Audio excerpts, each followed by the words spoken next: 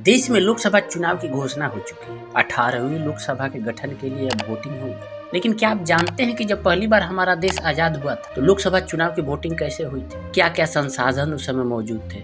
प्रधानमंत्री ने कैसे चुनाव प्रचार किया होगा, क्योंकि उस समय तो इतनी गाड़ियां भी नहीं थी।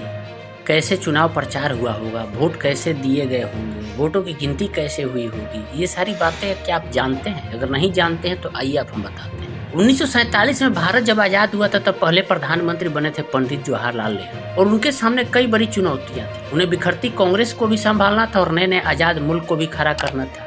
पहली चुनौती थी लोकतांत्रिक ढंग से चुनाव करवाने की। आजाद हुए 2.5 साल हुए थे और चुनाव आयोग का गठन कर दिया गया।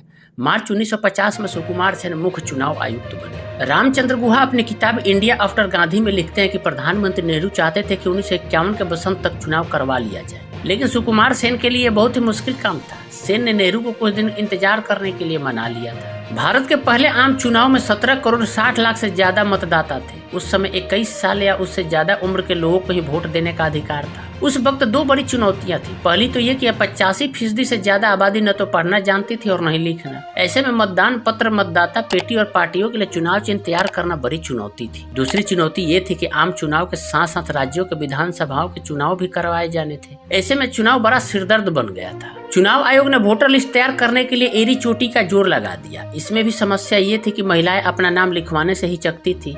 वो अपनी जगह किसी की मां या पत्नी के रूप में अपना नाम दर्ज करवाना चाहती थी। नतीजतन वोटर लिस्ट से 28 लाख महिलाओं का नाम काट दिया गया। रामचंद्र गुहा लिखते हैं कि भारत में जब पहले आम चुनाव की तैयारी चल रही थी तब दुनिया में काफी उथल पुथल थी। वियतनाम अपनी आज़ादी की लड़ाई लड़ रहा था। उत्तर कोरिया और दक्षिण कोरिया में जंग जारी थी।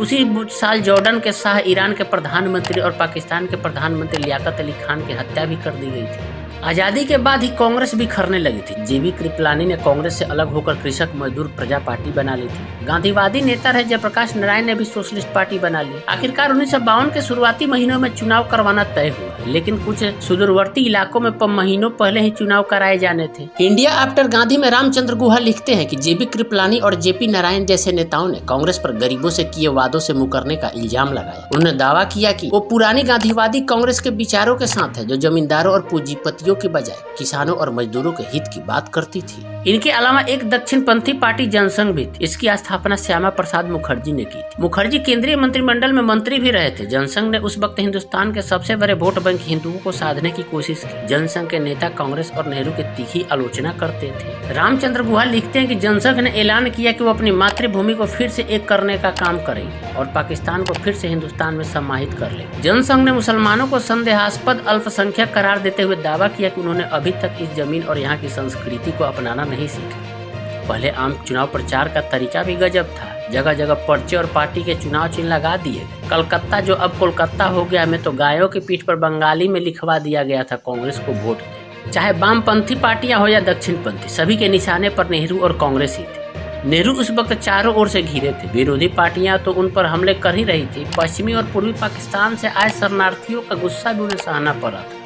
दक्षिण में आंध्र प्रदेश के लोग और उत्तर में सिख समुदाय नाराज था। कश्मीर समस्या भी जस की तस बनी हुई थी। तमाम चुनौतियों, विरोधियों के हमले और पार्टी के असंतुष्ट नेताओं को जवाब देने के लिए जवाहरलाल नेहरू ने चुनाव प्रचार में उतरने का फैसला लिया।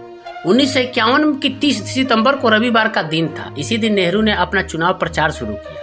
उन्होंने सरहदी इलाके में पड़ने वाले लुधियाना से चुनावी बिगुल फूंका। रामचंद्र गुहा लिखते हैं कि नेहरू ने अपने भाषण में सांप्रदायिकता के खिलाफ आर पार की लड़ाई छेड़ने का आह्वान किया। नेहरू ने कहा कि ये शैतानी सांप्रदायिक तत्व अगर सत्ता में आ गए तो देश में बर्बादी और मौत का तांडव होगा। उन्होंने जनता से कहा कि वो अपने दिमाग की खिड़की खुली रखे और पूरी दुनिया की हवा इसमें आने दे। 2 अक्टूबर को नेहरू ने दिल्ली में एक बड़ी रैली की। यहाँ उन्होंने 95 मिनट के भाषण में सांप्रदायिकता को सबसे बड़ा दुश्मन बताया। उन्होंने कहा, सांप्रदायिकता की देश में कोई जगह नहीं है और हम पूरी ताकत से इस पर प्रहार करेंगे। नेहरू ने आगे कहा, अगर कोई भी आदमी किसी दूसरे आदमी पर धर्म की वजह से हाथ उठाता है तो सरकार का मुखिया होने के नाते और सरकार से बाहर जिंदगी की आखिरी सांस तक उससे लड़ता रहूंगा। नेहरू जहाँ जहाँ गए वहाँ सांप्रदायिकता के खिलाफ बोले। श्यामा प्रसाद मुखर्जी के गढ़ बंगाल की एक रैली में नेहरू ने जनसंघ को आरएसएस और हिंदू महासभा की नाजायज औलाद कहकर खारिज कर दिया। बम्बई, जो अब मुंबई है, में उन्होंने जनता को याद दिलाया कि कांग्रेस को वोट देने का मतलब विदेश नीति की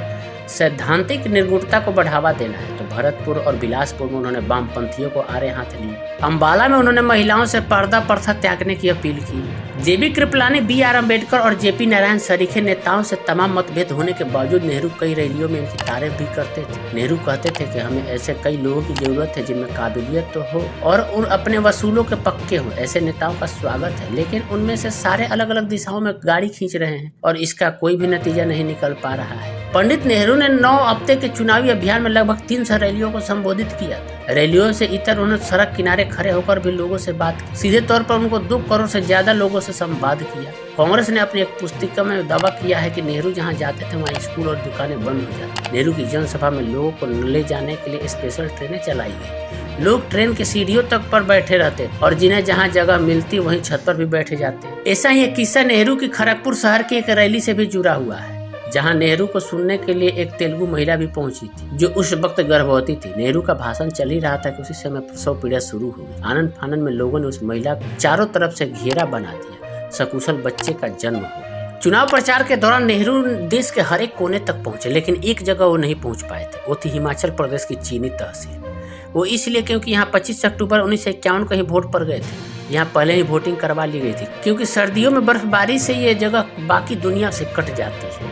भारत में ऐसे समय चुनाव हुए थे जब देश में की 80% से ज्यादा आबादी अशिक्षित थी, लेकिन इसके बावजूद लोगों को अपने वोट की कीमत पता थी।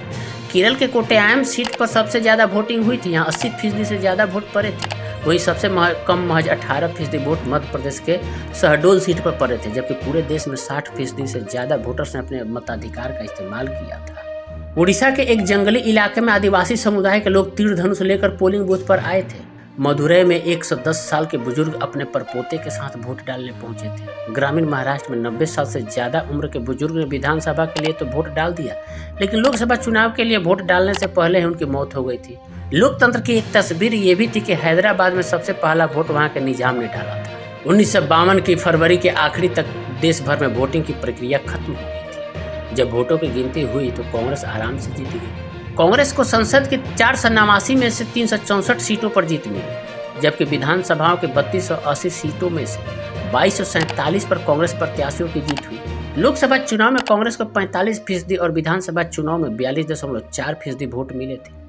उस वक्त कांग्रेस और नेहरू की इतनी बड़ी लहर होने के बावजूद 28 मंत्री चुनाव हार गए थे। इसमें जयनारायण व्यास और मोरारजी देसाई जैसे नेता भी शामिल थे। नेहरू इलाहाबाद सीट से खड़े हुए थे। उन्होंने अपने प्रतिद्वंदी को 1 लाख से ज्यादा वोटों के अंतर से हराया था। नेहरू को 2,33,571 वोट मिले थे। पूरी दुनिया हैरान थे कि एक नए नवेले और कथित रूप से कमजोर मुल्क में इस तरह से चुनाव संपन्न हो गया। चुनाव से पहले मुख्य चुनाव आयुक्त सुकुमार सेन ने कहा था कि हिंदुस्तान मानव जाति के इतिहास में सबसे बड़ा लोकतांत्रिक प्रयोग करने जा रहा है। तो ये हमारा हिंदुस्तान है। जब कुछ नहीं था तभी पूरी दुनिया देखती थी, और आज तो बहुत कुछ हो गया। आज तो पूरी दुनिया सलाम कर रही है हमारे देश को।